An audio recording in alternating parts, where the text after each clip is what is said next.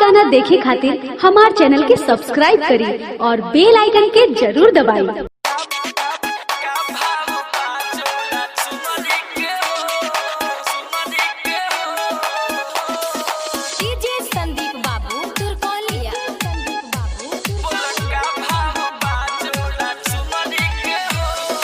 Presented by Radhe Films. लेनी दिया दीजा रहवेला तेल करुए काल्हे तो सप्तमी के दिन बड़ुए लेनी दिया दीजा रहवेला तेल करुए काल्हे तो सप्तमी के दिन बड़ुए लागी नीक जब सजाइब मैया सुनरी के हो लागी नीक जब सजाइब मैया सुनरी के हो बोलका भाव बा लाली चुनरी के हो बोलका भाव बा जोड़ा चुनरी के हो बोलका भाव बा लाली चुनरी के हो बोलका भाव बा लाली चुनरी के हो चुनरी के हो ललसा दिल में नव रात्रि करम जब पवाई बिया कलसा धरम ललसा दिल में नव रात्रि करम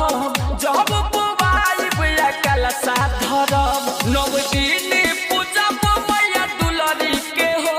नव दिन पूजा मैया दुलरी के हो बोलका भाव बा लाली चुनरी के हो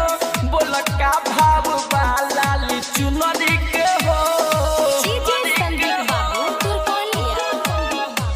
बोलका भाव बा लाली चुनरी के हो बोलका भाव बा लाली चुनरी के हो लाले लाले अड़हुल चढ़ाई बहो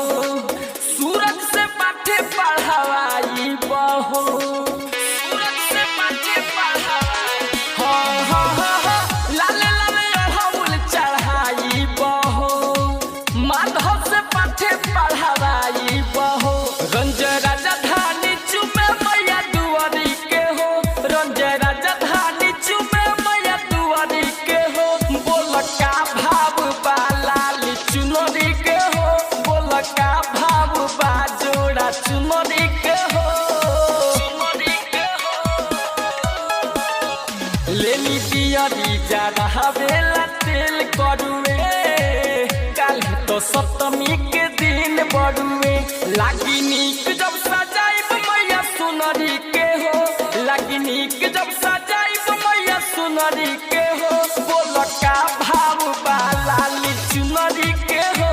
बोलका भाव बा जोड़ा चुनरी के हो Murari Recording Studio, Motihari।